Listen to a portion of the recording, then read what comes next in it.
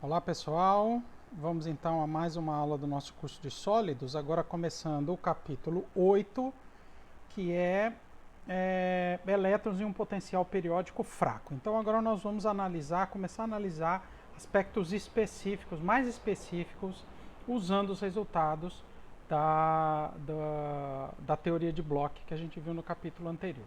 Né? Muito bem, então nesse capítulo nós vamos considerar o caso de um potencial periódico fraco. O que significa? O efeito do potencial, então, é de apenas corrigir os resultados obtidos no modelo dos elétrons livres. Então é como se eu considerasse que a partícula é quase livre dentro do sólido, ou seja, que os elétrons que interessam, né, ou seja, os elétrons são responsáveis pela condução. Se a gente pensar na ideia do modelo de Drude e de Sommerfeld, seriam aqueles elétrons de valência, né? Que para esses o potencial periódico é fraco e pode servir como uma boa aproximação. É realista essa aproximação? A gente pode pensar que sim, porque alguns dos resultados experimentais para alguns metais, por exemplo, o modelo de Drude e de Sommerfeld até conseguem reproduzir razoavelmente bem, né? O que significa que falta pequenas correções, né? Que incluindo algumas pequenas correções, a gente conseguiria provavelmente chegar em resultado melhor. Então essa é a grande motivação. Então essa aproximação, como eu disse, parece ser rudimentar, mas ela é importante, é aplicável para metais, por exemplo, dos grupos 1, 2, 3 e 4. Né? Os elétrons externos, a configuração eletrônica de um gás nobre, estão nas camadas SP, ou seja, esses elementos, esses átomos aqui que formam sólidos metálicos, eles têm configuração fechada do metal nobre e elétrons externos que estão nas camadas S ou P. Esses metais são conhecidos como metais com elétrons quase livres. Por que para esses metais, e a gente poderia pensar, por que essa aproximação de elétron quase livre funciona razoavelmente bem para esses sólidos metálicos? E o motivo não é muito óbvio não, né? E aparentemente existem duas razões para que, primeiro, a interação elétron-elétron e a interação elétron com os íons, né, principalmente, porque aqui a gente está falando da parte que vem da rede periódica, ou seja, é a primeira forma da gente considerar a participação dos íons na estrutura de bandas, né, das propriedades eletrônicas do material. Então, essas duas interações parecem ser inexpressivas ou pouco importantes ou de menor importância para esses metais. As duas razões parecem ser o seguinte: os elétrons livres são proibidos de penetrar em regiões próximas aos íons pelo princípio de exclusão de Pauli, já que estes têm camada fechada. Então, um dos motivos, aparentemente, é que a região onde estão os núcleos propriamente dito, como são formados por camadas fechadas de metal, seria a configuração eletrônica, né, de um átomo de gás nobre, então o elétron chegar fisicamente, ou seja, espacialmente próximo dessa região, significa que teria que ocupar estados que não tem disponíveis, né? E isso reduziria então a interação do elétron com íons, porque isso manteria, digamos, os elétrons mais afastados, né, desses centros. Apesar de ser atrativo o potencial, ou seja, eu tenho um íon, o potencial é atrativo, mas o fato de ser a camada fechada, ou essa repulsão de Pauli, né, que a gente costuma dizer, essa repulsão de Pauli, faz com que os elétrons não se aproximem tanto. Então, isso pode reduzir a intensidade da interação elétron com os íons. E nas regiões de condução, então, seriam naquelas regiões entre os íons, né, a gente poderia imaginar, fisicamente seria essa imagem, em termos se a gente pensar em elétrons como bolinhas, né, o que é o modelo de Drude, nas regiões de condução onde os elétrons são permitidos, o fato deles serem móveis reduz o campo elétrico gerado pelo íon devido a uma nuvem eletrônica formada pelo gás de elétrons. Então, a interação de um átomo com um elétron, dos íons com elétron, na verdade ela é blindada porque eu tenho os outros elétrons. É engraçado, né? Eu tenho um gás de elétrons que forma o que a gente chama blindagem eletrostática. Nós vamos ver que isso tem uma importância sim, mais para frente a gente vai voltar a esse assunto, né? Mas, seja lá como for, é importante a gente considerar as propriedades dos efeitos de um potencial fraco, periódico nos estados eletrônicos, já que essa parece ser a situação de um conjunto de sólidos importantes. E a ideia aqui é usar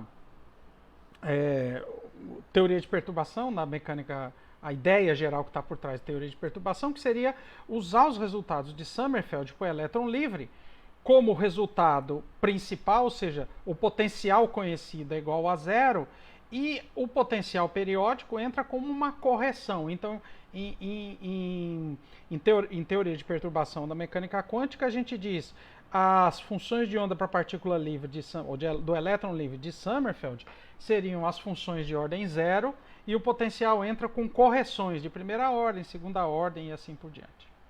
Muito bem. Vamos lá, então vamos começar a fazer. O que a gente vai fazer?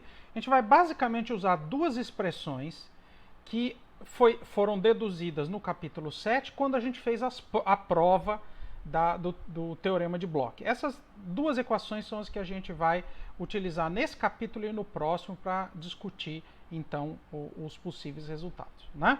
Então a gente sabe que no modelo de Bloch, o potencial, a função de onda é uma onda plana vezes uma função periódica. Essa função periódica foi mostrada que pode ser escrito como sendo expansão em série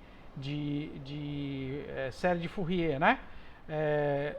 De ondas planas com vetor de onda igual agora ao vetor da rede recíproca.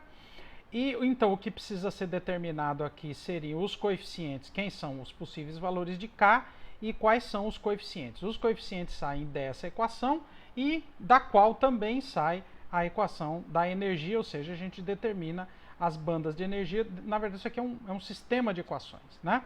Então, essa equação determina os estados do sistema em termos das ondas planas de Bloch, e essa equação determina os coeficientes C de Kzinho menos Kzão, da função de onda, e os diferentes níveis de energia. E a soma, essa somatória aqui, é sobre todos os vetores K' do espaço recíproco e as diferentes soluções para os possíveis Kzinho. Então, para cada Kzinho que eu tenho aqui, eu venho aqui e determino quais são todos os Cs Kzinho menos Kzão e a banda de energia que corresponde, ou as bandas de energia, né, que correspondem, então, para aquele Kzinho. Mudo o Kzinho e assim por diante. Ao final, eu tenho para cada Kzinho uma função E, então eu posso escrever a En de K, né? Fazer como se fosse agora uma inversão, né? E lembrando que esses termos U de K', Kzão' menos Kzão, vem dos coeficientes da expansão de série de Fourier, agora do potencial que é periódico, né? Então esse aqui, em tese, é um número pré-definido a partir do momento que a gente sabe quem é o potencial, tá? Muito bem. E lembrando que uma condição de contorno importante, a gente já discutiu isso, uma consequência do teorema de Bloch junto com as condições de contorno de Born-von Karman é que os Ks são formados por esses números, né? Onde o MJ e o NJ são números inteiros, MJ indexa todas as possíveis soluções e o K então vai ser um número dentro da primeira zona de Brillouin. Isso a gente já sabe. Então, para cada K aqui, eu substituo aqui, determino os Cs de K e os En, troco o próximo K e assim por diante. Essa que seria a ideia. Bom, se o elétron é livre, então a partícula livre, o potencial é zero. Portanto, todos os U's de K ficam zero. Então, se a gente olhar essas equações aqui, o U de K vai ser zero aqui, né? Então, o que é que vai sobrar? Vai sobrar somente esse termo, né? E, portanto, a gente pode redefinir, chamar H2 sobre 2m, Kzinha menos Kzão ao quadrado, da energia, né? E fica então a energia de Kzinho menos Kzão zero, isso aqui seria o A0, né? Que seria a energia da partícula livre se ela tivesse momento Kzinho menos Kzão, né? Que é H2K2 sobre 2N, né? Então isso aqui seria a energia da partícula livre de uma onda plana que descreve uma partícula livre com momento Kzinho menos Kzão, tá? Então, a gente obtém então essa equação simplificada. Qual é a solução para essa equação? Eu tenho duas possíveis soluções. Ou o C de Kzinho menos Kzão é zero, ou essa energia é igual a essa, né? Ou seja, a energia que eu estou procurando, na verdade, é o próprio E0 de Kzinho menos Kzão. A solução C, Kzinho menos Kzão igual a zero, apesar de ser a solução para o problema, ela é fisicamente, ela não significa nada, ela não corresponde, ela é uma função de onda que tem todos os coeficientes igual a zero. Então, uma função de onda identicamente nula não representa nenhuma partícula. Então, portanto, a gente opta pela próxima solução, que é E0 de Kzinho menos Kzão igual a epsilon, né? Epsilon zero, ou seja, a energia do sistema é a energia de uma partícula livre, que é o que a gente esperava, né? Com momento Kzinho menos Kzão, onde o Kzão aqui varre todos os vetores de onda todos os vetores da rede recíproca. Bom, quando é que E0 Kzinho menos Kzão vai ser igual a epsilon? Pode acontecer dois casos. A solução existe para um único valor de K, então só tem um valor de K, ou seja, cada valor de Kzão que eu coloco aqui produz uma solução de energia única e o sistema então é não degenerado. Ou eu posso ter um sistema degenerado em que um subconjunto dos Ks da rede recíproca todos produzem o mesmo valor da energia. Mas isso é possível? Basta que Kzinho menos K1, Kzinho menos K2, Kzinho até Kzinho menos Km tenha o mesmo módulo, né? Porque como a energia só vai depender do módulo ao quadrado, então é possível isso acontecer? Sim, é possível. Né? A depender de qual é o Kzinho? Sim, é possível. É possível encontrar mais de um ponto da rede recíproca que Kzinho menos Kzão tem o mesmo módulo. E, portanto, para todos esses Ks aqui, né, eu tenho M valores possíveis, estou fazendo absolutamente genérico, para todos esses Kzões aqui, eu tenho o mesmo módulo para Kzinho menos Kzão, portanto, vou ter a mesma energia, todos iguais a E. Seria a energia, então, uma das soluções do problema. Muito bem, nós vamos tratar cada um desses casos separadamente, né? Porque a gente precisa olhar cada um deles com um pouco de cuidado, tá certo? Mas eu vou interromper essa aula por aqui e a gente começa, sim, só completar, né? Antes de interromper. Então, se o sistema é não degenerado, para um dado Kzinho vai existir somente um Kzão que satisfaz essa equação. A função de onda, então, para esse Kzinho e esse Kzão vai ser pré-definida, né?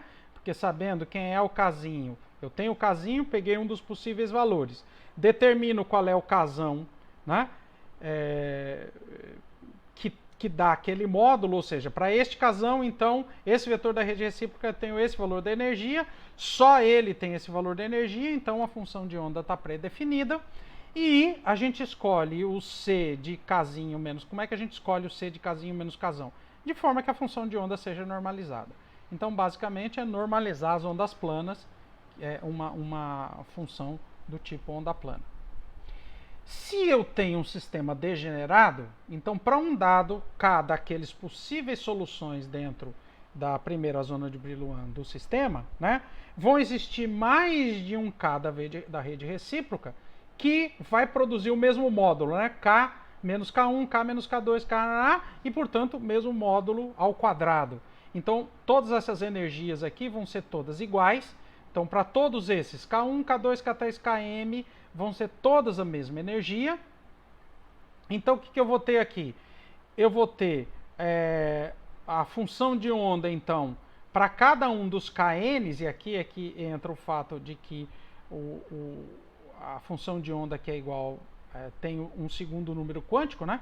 Para cada um desses KNs aqui, veja, a solução vai ser diferente, né? Porque o Kzão que entra aqui é diferente, portanto é uma onda plana de momento diferente. Então todas essas ondas planas que têm momento diferente, mas tem módulo de momento igual, vão ter a mesma energia, né? São linearmente independentes, porque as ondas planas com momento diferentes são linearmente independentes, e de novo a gente escolhe os coeficientes de forma a normalizar cada uma das funções de onda, né?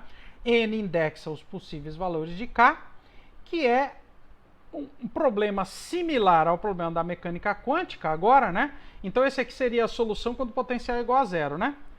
Na hora então que eu vou introduzir, né, a correção, que seria fazer o termo U de K diferente de zero, eu tenho que ter cuidado, porque o tratamento que eu faço aqui, que vem da mecânica quântica, né, que é quando a gente vai introduzir o U de K agora, é um problema do tipo mecânica quântica, teoria de perturbação, né, em que o problema de ordem zero é U de K igual a zero, que está aqui a solução. Pode ser sistema não degenerado ou sistema degenerado. Quando eu introduzo o potencial, a correção que eu vou colocar aqui, a forma de eu tratar a correção, no caso não degenerado e no caso degenerado, é diferente, né? Então a gente vai ter que ter um cuidado em relação a isso, e que é o que a gente vai fazer em seguida. Para um potencial fraco, os U's de K vão ser pequenos. Então, a gente vai agrupar ainda em termos das duas condições, imaginando que as novas energias vão ser uma diferença pequena e que, portanto, eu preciso tratar separadamente o caso em que eu tenho um único K1, que vai ser o caso 1, que a gente vai fazer na próxima aula, né, porque eu vou parar essa, e o caso em que eu tenho mais de um valor de Kzão da rede recíproca, produzindo o mesmo valor de módulo do vetor de onda e, portanto, a mesma energia, né? Então, até a próxima aula, em que a gente volta então para tratar o caso 1. Falou, pessoal, obrigado.